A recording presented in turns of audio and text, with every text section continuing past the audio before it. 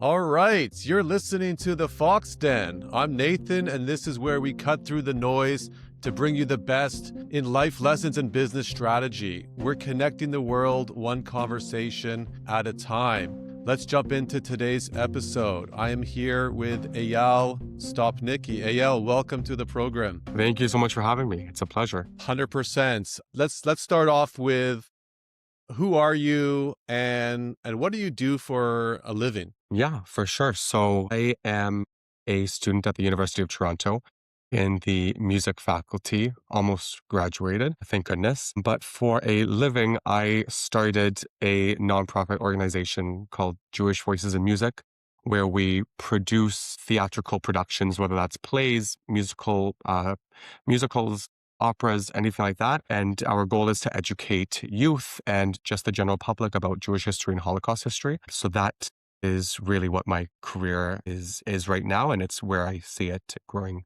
Okay, wonderful. So you studied music at U of T then?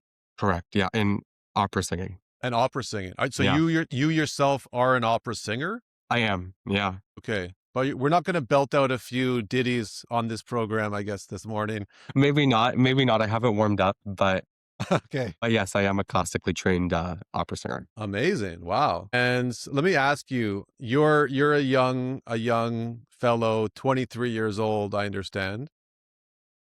What did you think you were going to be doing when you were 18? Did you always know you're going to go into music? When I was 18, honestly, my dream was to perform. I had the biggest dreams of just being on stage, and that was what I wanted my life to be. But then as the years have gone by, I started to realize that I'm very much interested in the producing side of the music industry, the business side, finances, getting people together and making something from the ground up, as opposed to just learning a part and playing it on stage and then doing the next thing. And so I'm still doing something related to what I had dreamed about when I was 18, but in a different way. Therefore, are you not on the stage in these productions that you're putting? Are you not on stage? Are you behind the scenes then? I'm behind the scenes. Maybe one day I'll be on stage in a couple of them, but I really, really, really wanted to focus on executing the best possible production we can in this production that we're doing and in all of our other productions. And so it's hard to do that when you're producing and putting everything together, but then also needing to learn a whole part, memorize it, and act it out and do all of that. It's just too many places to be. So I really wanted to be able to focus on making it a great show, and I let the amazing cast members do the work of bringing it to life. Amazing. And how do you have a few shows under your belt, or have you not done any productions yet? We've done a couple of different productions, mainly recital style productions where audience members come and we have singers and actors go kind of one after the other and do a performance like a recital style, cabaret style, which is great and very exciting. This is the first production we're doing of this scale. It's in a professional theater. It has a full set. We have a full cast, and orchestra is 18 people, and we have a whole crew behind us and many more partners and donors and all of that. So this is the first one of this scale, and it's going to be very big. And it's the organization is called Jewish Voices in Music. Is that correct? That's correct. So the whole cast, is the whole cast Jewish then? Is that the idea? Well, the idea is that all of these stories that we tell and all of the things we produce tell Jewish stories, tell Jewish history, Holocaust history through that music lens. We obviously have a number of Jews in the cast, but it's also very important for us to be able to have non-Jews in the cast and come to the performances, because that's our whole mission, is being able to educate people. And so I've seen our cast members and their knowledge grow substantially from when we started this production a number of months ago to now. And the knowledge that they have and the emotional connection that they have to the story and to the history of this story in general is profound. And I understand you have a production coming up. Is it in the next few days or the next week? Do you want to talk? You want to kind of talk a little bit about that? Yeah, of course. So next Tuesday and Wednesday, so that's April 28th and 29th, at the Meridian Arts Center in North York, we are doing this musical production called To Remain. And To Remain kind of tells the story of two Holocaust survivors, Christina Jaworska and Gad Beck. It was written using the actual words from their memoirs, as well as songs and stories that they wrote while they were in Auschwitz. And so the entire production talks about real people, real stories, and it brings the audience through the survivors' memories as they are forced to relive and remember the tragedies that they went through. And so it's definitely a very inspiring, a very moving production.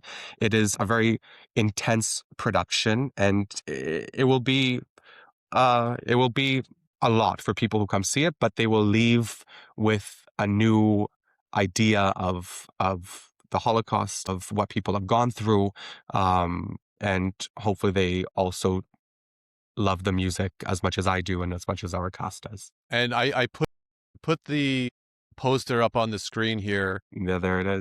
And that looks like the Auschwitz, the train going into Auschwitz there.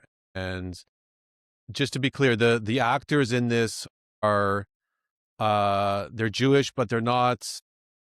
You don't have the Holocaust survivors in this particular play, or they're playing Holocaust survivors. The cast members, some of them are playing Holocaust survivors, like Gad Beck and Christina Jaworska, the two characters that the musical production really is about. And then there are other cast members that are playing, unfortunately, Holocaust victims and prisoners in these camps. And so they are not necessarily survivors, but they are still experiencing the same things that these survivors did. And yeah, the whole production kind of takes place in two different scenarios. You have one side of the stage that is the camp, which is like Auschwitz and the barracks, and the other side, which is the bedroom, which is present time. And it goes kind of back and forth between the two, where the lead characters are remembering what they went through. And so as they're remembering, the story that they're talking about is being brought to life on the other side of the stage. Okay, and what was the impetus for you to start this Jewish Voices in Music? Did you have a brush up with anti-Semitism, or how did this? What was the genesis behind it? No, of course. For me personally, I know that after October 7th, I experienced a lot of anti-Semitism, both kind of off campus and a lot on campus and within U of T. And it was a mixture of people coming at me personally and a bunch of people that I thought were friends and people that I thought I knew posting a whole bunch of stuff on their social media. And so I no longer felt safe. I was getting death threats. I was getting people telling me that Hitler should have finished the job, doing stuff like that. Someone sent me a photo of my house and said, "We're going to come kill you if you don't move, if you don't leave, if you don't whatever." It was crazy. And so I really wanted to do something to be able to support Israel and support the Jewish community. And so that's when I started Jewish Voices in Music. And we had our very first production, which was the recital style concert. We did two of those, and then it kept getting worse. And so then beginning of last year, I decided that I am done. I can't be at U of T anymore. I can't be in Toronto. So then I moved to Israel for the year, where I was lucky enough to go to Tel Aviv University, study with Sharon Rostov Zamir, an amazing Israeli opera singer. And it was one of the best years of my entire life, and I wouldn't change it for anything. But while I was there, I was still having conversations with people here in Toronto. And I started to realize that, yes, a lot of people have hate and a lot of people are just mean.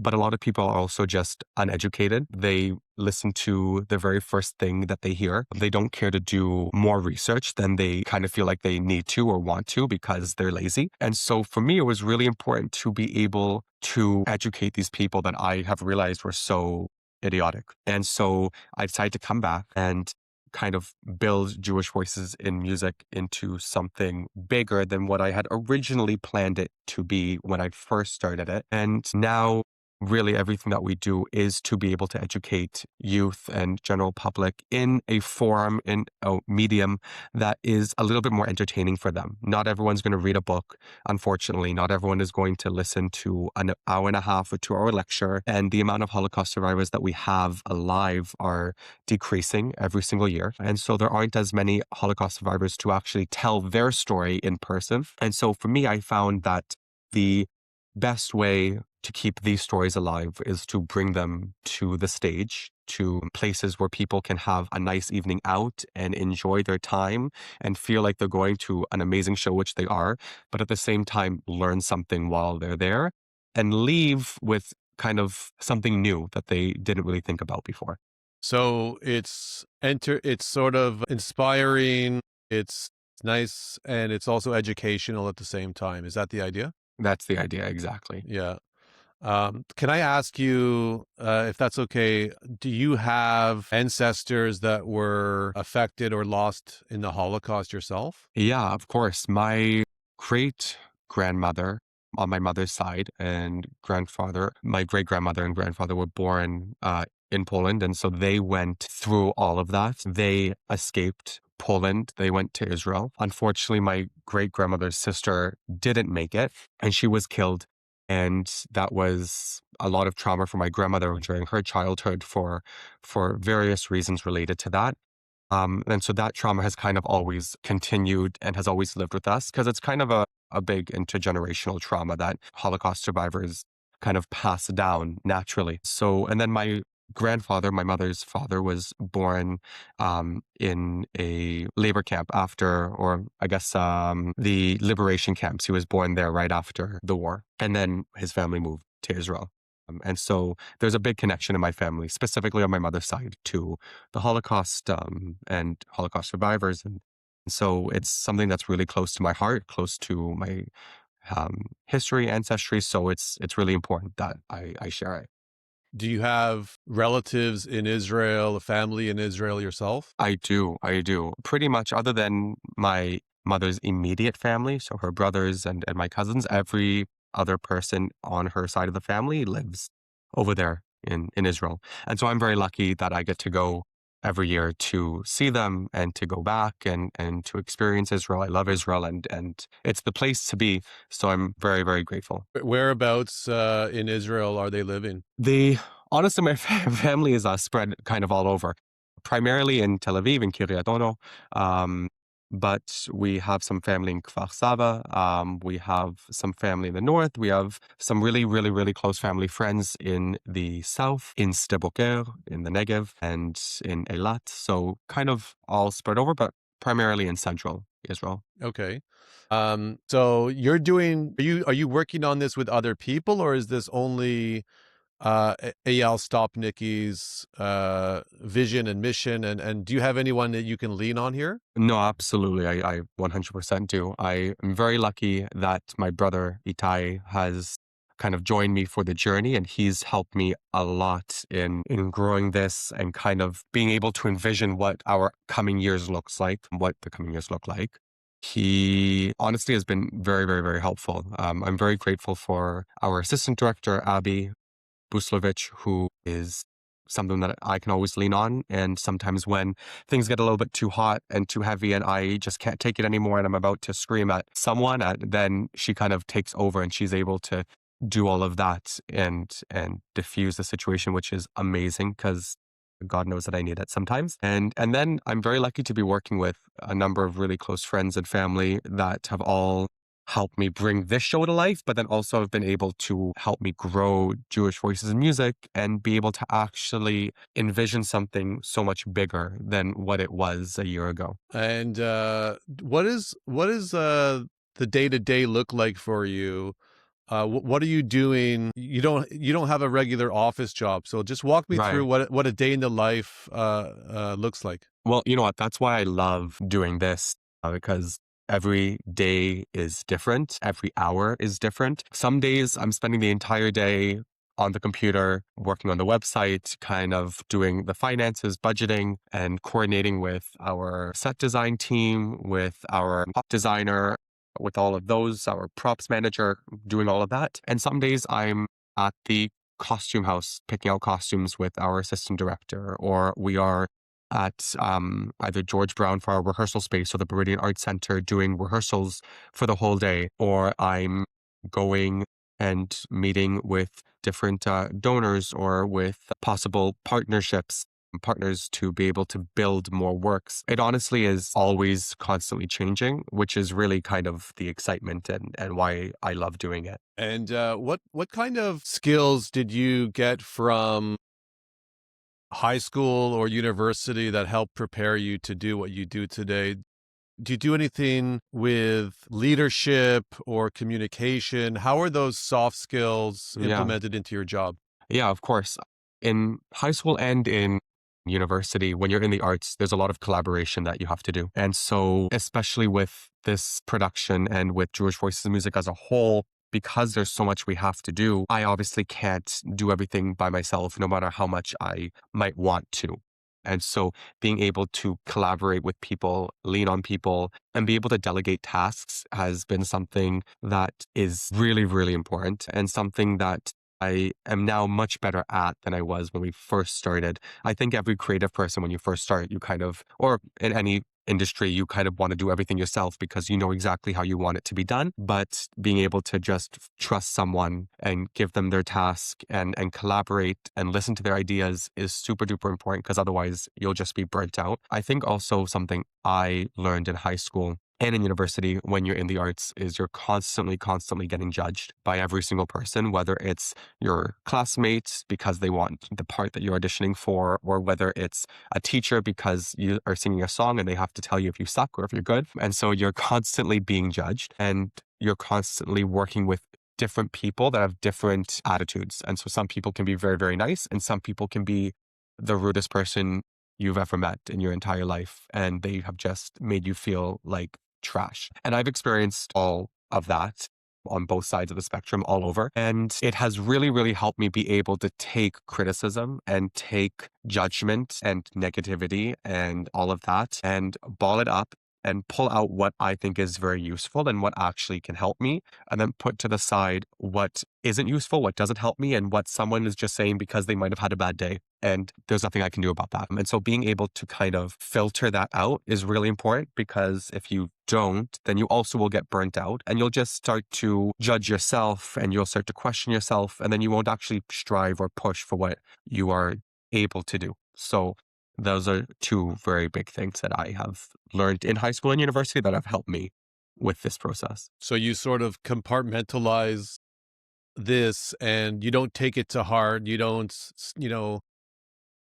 get sad when when you're hearing critiques of your work. No, absolutely not. And that's the thing. Everyone, especially in the arts, everyone perceives things differently. And so I can think that this production or something should be done a certain way, and you talk to someone else, and it's a complete 180, and it's the exact opposite of how I am envisioning it. And that's okay, because everyone has their own creative minds, everyone has their own opinion, and so it's just very important to be able to stay true to yourself and to what you believe in.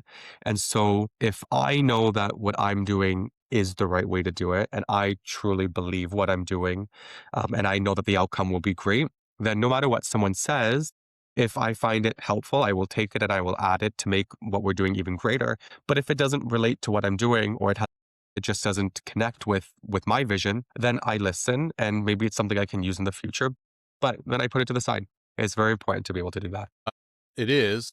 And on that note, what kind of advice would you give to young people who may still be in high school or university that are just starting their careers, people who might be interested in doing something similar to what you're doing? What kind of advice would you leave to them? Say, I guess a big thing is don't be scared to really go for it. I find that for me, there have been many times where I've wanted to do something and I kind of get scared asking a lot of the what ifs, like what if I don't get the funding for this? What if no one likes it? What if no one shows up? What if? And the what ifs are important to think about, but they shouldn't be your decision maker because the what ifs are exactly that. It's possibility. It's not a concrete thing that's going to happen. So if you are really pushing and you are doing what you truly think is right, then the success and the positivity and the growth will come. And it might not come right at the beginning, but it will slowly get there. But you have to be true to yourself and you have to do what you really believe is right. Because if you don't, or you're doing it for the wrong reasons, then I just truly think that something will come back to bite you. So you have to really do it for the right reasons and do what is true to you. And then the success will follow. Okay. So on a final note here, if people want to follow you and support your work, what's the best way that they can reach out to you? The best way would, I guess, either be on social media, Jewish Voices in Music on Instagram, or to go on our website, jewishvoicesinmusic.com. We have a whole bunch of interactive things there that people can fill in forms to contact us. They can get tickets to the show. We have an FAQ section. We have info about our show, what we do, our charitable partners, and all of that. And so if people are wanting more information and they want to kind of know a little bit more, then I would definitely say our website. Okay. And just remind us, when is this event taking place? One more time. It's happening April 28th and 29th in about 4 days. Very nerve-wracking, but it's going to be amazing. Wow. Yeah. It's coming up soon. So you're starting to get the butterflies. It is. You know what? At this point, I'm not even, there's a lot of things that I'm not even thinking about anymore. I'm just trying to push through and get it done because I can't worry about all these other things. So it's gonna happen. It's gonna happen one way or another. So you're in for the ride at this point. Exactly. Yeah. All right. Yeah. Listen, it's been really great talking to you. Thank you so much for sharing your story. Good luck with the play. It looks incredible and meaningful. You're doing great work, and just all the best to you. Best of luck. Thank you so much. I appreciate it. My pleasure. Bye. Bye.